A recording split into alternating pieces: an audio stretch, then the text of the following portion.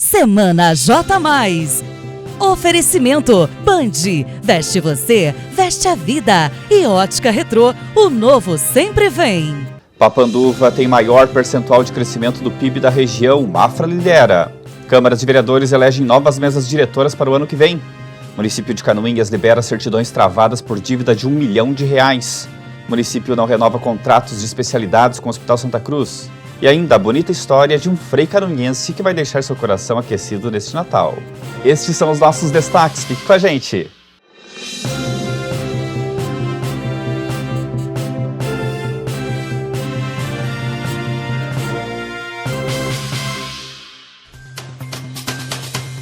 A semana foi de eleições nas câmaras de vereadores da região. Em Canoinhas, Tatiane Carvalho foi eleita presidente, tendo Zenici Dreyer como vice e compondo a mesa como primeira secretária Silmara Gontari e segundo secretário o Vilmar Sudoski. Não houve concorrência, a chapa foi única depois de um acordo, já que o Vilmar viu que ia perder a eleição, acabou desistindo. O voto de Minerva era do vereador Adilson Stein, que assumiu a vaga que era da Juliana Maciel. Por uma questão de alinhamento político, né? Ele declarou voto na Tatiane, como ele seria o voto de Minerva, então o Vilmar Sudoski não só desistiu da candidatura, como também num sinal de política de boa vizinhança, já que havia esses dois blocos dentro da Câmara, acabou então compondo junto com a chapa da Tatiane, num gesto, né, que demonstra que possivelmente a gente vai ter uma Câmara mais amena no ano que vem na questão das disputas ali que houveram, né, desses últimos anos. Muito trabalho, Ednei, e um trabalho mais próximo à população. Em breve eu anunciarei novidades, algumas ideias que eu tenho, mas a ideia realmente é essa, trazer a população mais próximo da Câmara de Vereadores, porque é muito importante, aqui é a casa do povo e a gente quer o povo aqui. Já em Três Barras, onde a eleição vale para 2 anos, o vereador Abraão Mussi, do União Brasil, foi eleito presidente. 2 chapas concorreram à mesa diretora. Mussi foi eleito com 6 votos, antes 5 conquistados pela outra chapa, que era liderada pelo vereador Marquinhos. Cada um tem uma posição, a questão da presidência é diferente. Nós já tínhamos um grupo da eleição passada, dos 6, que esse grupo continuou. O outro grupo tem 5 vereadores e foi o grupo que estava na oposição também da chapa que perdeu a eleição. Então, isso faz parte. A gente tem amigos ali, mesmo sendo oposição, a gente tem uma boa relação com todos os vereadores, né? A disputa ela é salutar. É lógico que uma eleição, como nós tivemos aqui na metade do mandato, ela já começa a antever alguma coisa para a próxima eleição do prefeito municipal, né? Então, isso acaba dividindo um pouco o grupo na parte política, mas não significa que o grupo não está comprometido em fazer um bom trabalho, todos os 11 vereadores. Hernani Wojniak Júnior, do União Brasil, é vice do Abraão Mussi. Mara Carla Chimoguiri, do PTB, é a primeira secretária. E Daniele Krein, do Progressista, é a segunda secretária. Em Major Vieira, houve acordo e uma chapa única foi aprovada por unanimidade. Antônio Gonçalves de Almeida, do PSDB, é o presidente. Vicente Paulitsky, do MDB, é o vice. Vilma Kim, do PSDB, é a primeira secretária. E a Solema Aparecida de Oliveira, a segunda secretária. Em Bela Vista do Todo, Giovanni Machado, do União Brasil, foi eleito presidente. Impedido de sair de casa, o ex-prefeito Adelmo Alberti mandou um emissário até a Casa de Leis para articular o nome do seu interesse, conforme revelou a minha coluna no J+. Machado estava com Alberti em Florianópolis quando ele foi preso em julho do ano passado. Foram 6 votos a favor de Machado e 3 votos em branco. A vice-presidente tem votação paralela e, nesse caso, foi eleita a Maíra Misva, do PL, por 5 votos. Marcos Coge, atual presidente, ele que é do União Brasil, será o primeiro secretário. E Mauro Falkevics, do União Brasil, será o segundo secretário. A prefeita Juliana Maciel Hoppe, do PSDB, não renovou os contratos com especialistas médicos que eram fornecidos pelo Hospital Santa Cruz de Canoinhas. Os contratos começaram a vencer nesta semana e a prefeita decidiu fazer contratações diretas com os médicos especialistas com dispensa de licitação justificada por emergência.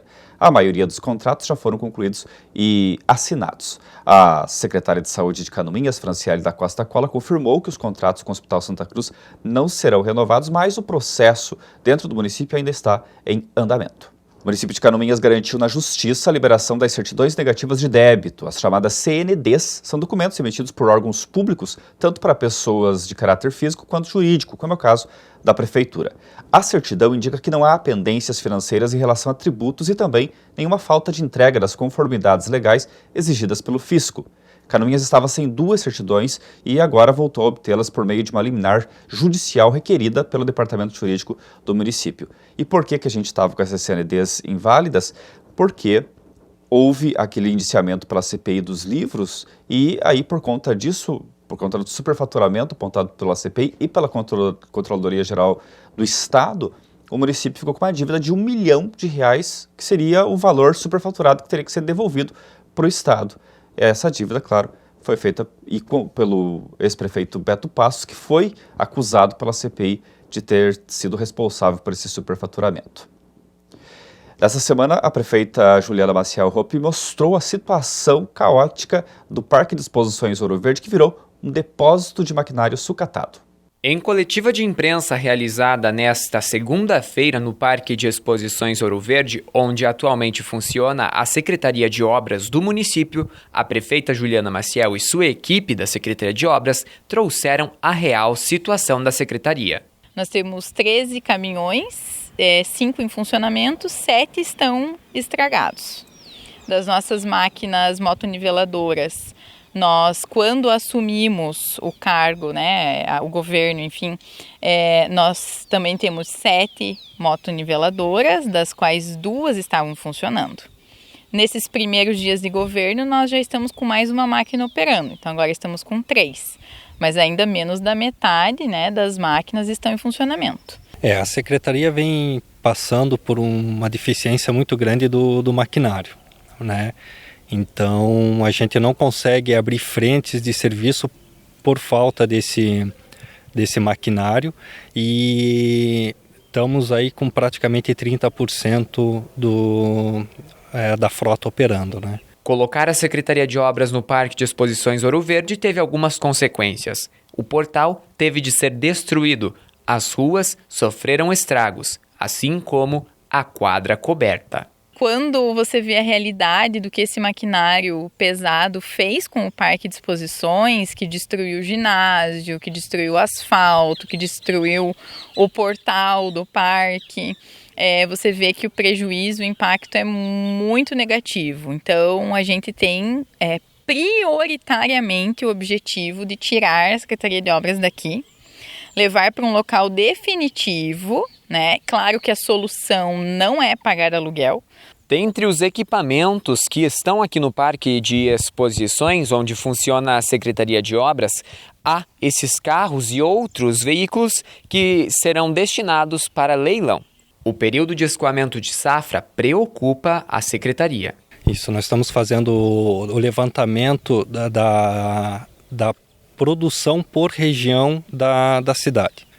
Então, cada região com o seu tipo de produto, né? Seja cereais, seja o fumo, seja o granjeiro. Então, cada um tem uma demanda e uma época de utilização mais pesada das vias. Então, com isso, vai nos ajudar a definir a prioridade de execução. Nós temos muita estrada, mais de 2.500 quilômetros de estrada. Então, não é fácil a manutenção, né, de toda essa extensão de estrada. Nós já temos, então, os primeiros dias foram muito dedicados em diagnosticar esses problemas com a ajuda dos funcionários da Secretaria e dar andamento, né, para essas demandas. Então, foi até investido bastante nisso para a recuperação das máquinas, para colocar elas para trabalhar.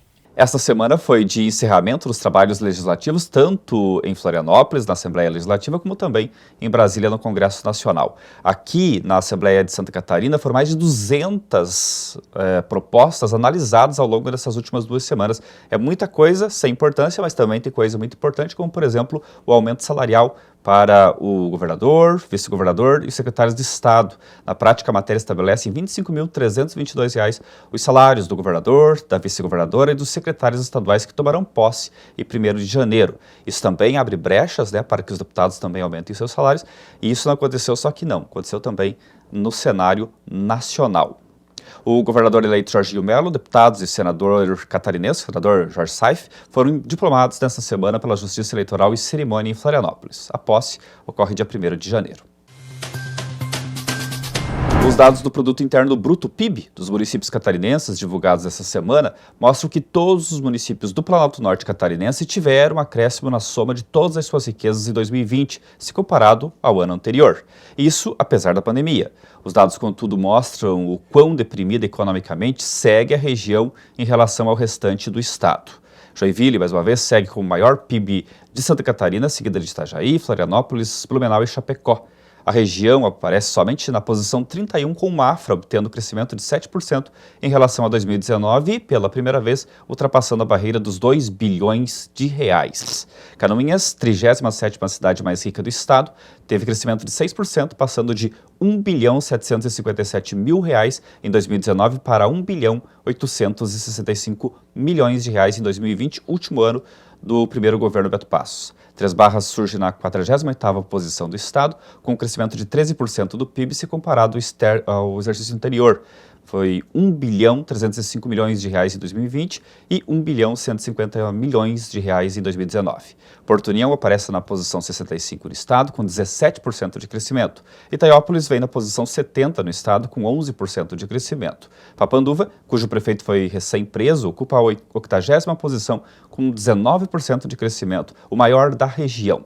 Ilhénópolis está na posição 119 no estado, com 16% de crescimento. Major Vieira ocupa a posição 158 no estado, o crescimento foi de 15%. Monte Castelo teve Monte Castelo teve o mesmo percentual de crescimento e figura na posição 180. Bela Vista do Todo está na lanterninha, na posição 191 em Santa Catarina e também teve 15% de crescimento. Lá no J+, tem uma reportagem na editoria de economia que mostra o gráfico de todos os valores do PIB desde o início da década passada. A unidade de pronto atendimento de Canoinhas recebe reforço médico e ainda a casa que foi cenário de homicídio é incendiada em Canoinhas. Nós voltamos em 1 minuto.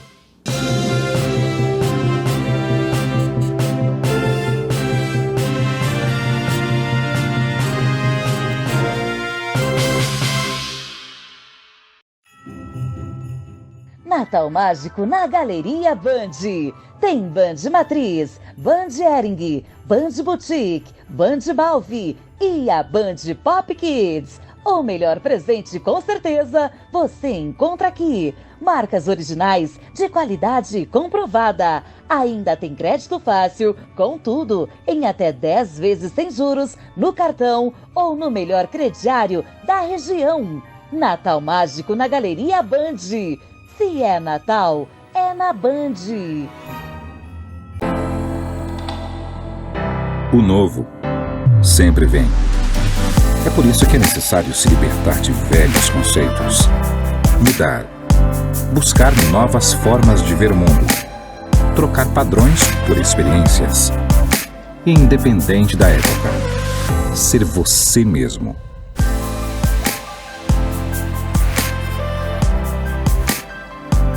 Retrô. Faça sua época.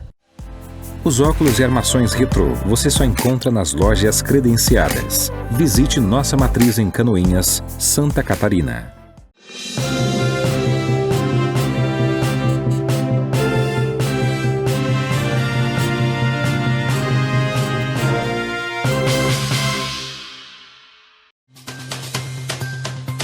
Você se lembra daquele homicídio de um senhor de 68 anos de idade pelo genro em outubro passado no Parado, aqui em Canoinhas?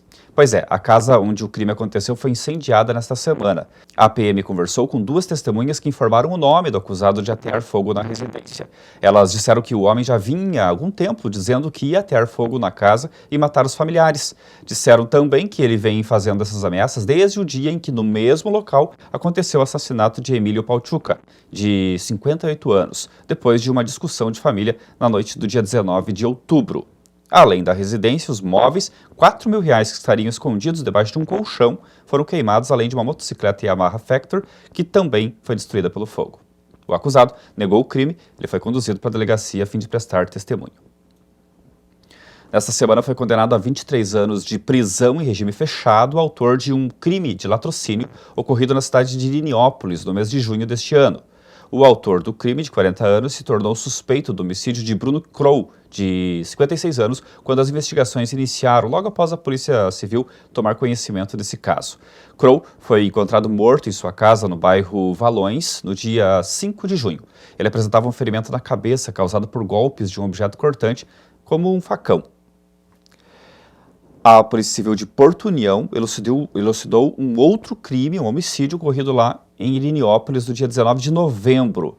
Foi o homicídio de Henrique Pavarim Neto, vítima de golpes de objeto cortante. Segundo a polícia, após tomar conhecimento dos fatos, os policiais imediatamente iniciaram as investigações, conseguindo material probatório suficiente para representar pela prisão preventiva do suspeito.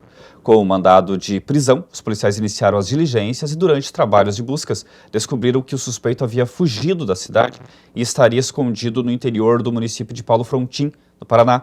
Os policiais foram até Paulo Frontin, porém o suspeito não foi localizado. Aí foi deixada uma cópia do mandado de prisão com policiais militares do município, que foi cumprido, então, agora no domingo.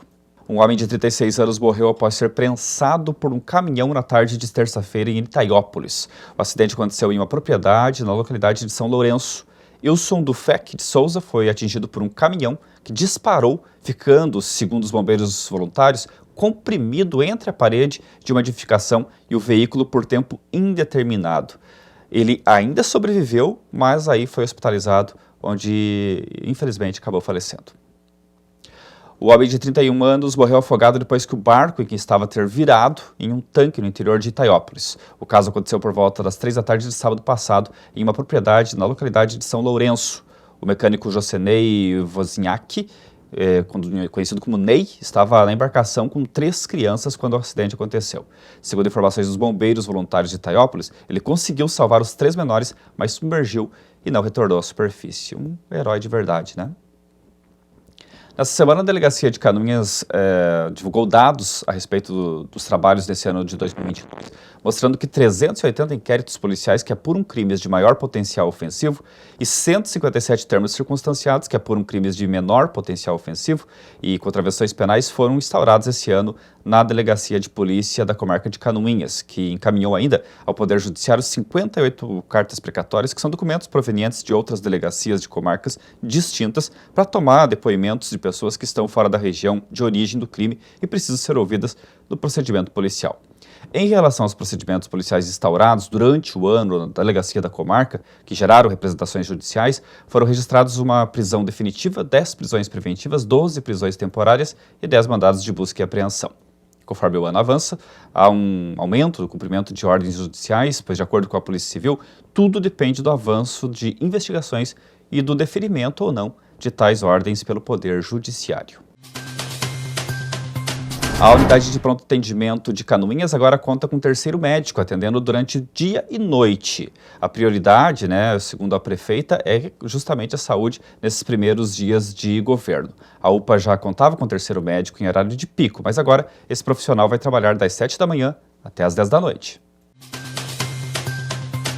Na semana em que a Casan foi notificada pelo PROCON pelas faltas de água na cidade, o novo gerente da estatal aqui em Canoinhas, o Adriel Furtado de Castilho, que assumiu o escritório de Canoinhas há 60 dias, apresentou projetos de novos reservatórios para Canoinhas. São eles um no bairro Água Verde, com capacidade para 50 metros cúbicos de água, investimento no valor de R$ 344.488, um reservatório de 600 metros cúbicos de água no distrito de Marcílio Dias, investimento de R$ 1.437.000, e um reservatório de 200 metros cúbicos de água, também em Marcílio Dias, mas lá no cemitério, investimento de R$ 1.082.000. Tem mais um reservatório de 200 metros cúbicos de água no loteamento Nossa Senhora Aparecida, investimento também de R$ 1.082.000. 10 alunos de escolas da rede pública de Canoinhas, Bela Vista do Toldo e Três Barras foram premiados na 17ª Olimpíada Brasileira de Matemática das Escolas Públicas, a UBMEP. A lista foi divulgada nesta semana. O aluno João Victor Vitti Lúdica, da escola João José de Souza Cabral, e o aluno Richari Mielke, do Núcleo Escolar Municipal João Pedro Alberti, lá de Bela Vista, estão entre os 575 alunos de todo o Brasil que vão receber a medalha de ouro. Jaine Aparecida Vardensky, da escola Benedito Teresa de Carvalho, aqui de Canoinhas, será premiada com a medalha de prata. Outros quatro alunos de Canoinhas, 2 de Três Barras e 1 de Bela Vista do Todo, receberão a medalha de bronze. Em todo o país, 1.725 alunos serão premiados com a medalha de prata e 5.175 com a de bronze. O Distrito Industrial de Porto União recebeu um total de 4 quilômetros e 700 metros de asfalto novo. O governador Carlos Moisés e o prefeito Eliseu Pipa inauguraram a revitalização do acesso e a pavimentação de 6 ruas do bairro na segunda-feira. O investimento do governo do estado nessa ação foi de R$ 3.300.000, em parceria com o Executivo Municipal por meio de um convênio. O Frei Canoinhense, que venceu a malária mais de 40 vezes em missão na Angola, dá um exemplo de dedicação e de doação neste Natal aqui na J+. Olá, você ligado no portal J+. Nossa entrevista de hoje é com Frei André Gurzinski, canoinhense, franciscano, que fez seus votos em 1985. De lá para cá, uma história fantástica, vocacional e missionária foi construída. Frei André passou 14 anos na Angola em missão e também desempenha um trabalho fantástico na Pastoral da Ecologia Integral. E é sobre essa história que nós vamos conhecer hoje com Frei André. Seja bem-vindo ao Portal J+. Muito obrigado, eu que agradeço, né, ao Portal J+, por essa oportunidade, e a você também, Luiz Felipe. Muito bem. Frei André, senhor canoinhense, né? Eu gostaria que o senhor abrisse essa entrevista falando um pouquinho sobre a sua história familiar e vocacional, porque decidir seguir esse caminho franciscano, missionário, ele exige um discernimento antes, né? E a história da família e da vocação, elas estão sempre aliadas, não é mesmo? Com certeza. Eu sou natural de Canoinhas, aí da localidade de Forquilha, dos Gurzinski aí, né? E então a família é mesmo aí pertinho aí da cidade, né? Entre o Salto do Água Verde e o Arroios, ali fica a Forquilha, né? À beira do rio Forquilha. Eu sou natural dali. Eu até a 8ª série estudei ali no Sagrado, né? Essa reportagem completa você assiste neste domingo de Natal aqui no J+. Para você um excelente Natal, com família, com muita paz, amor e alegrias. Que vocês tenham também uma passagem de ano excelente. O Semana J+, vai ser especial nas 2 próximas semanas, com 2 partes de uma retrospectiva bem bacana, bem caprichada, que a gente preparou para você apenas com os fatos locais e regionais. Até 2023. Obrigado pela companhia e pela audiência.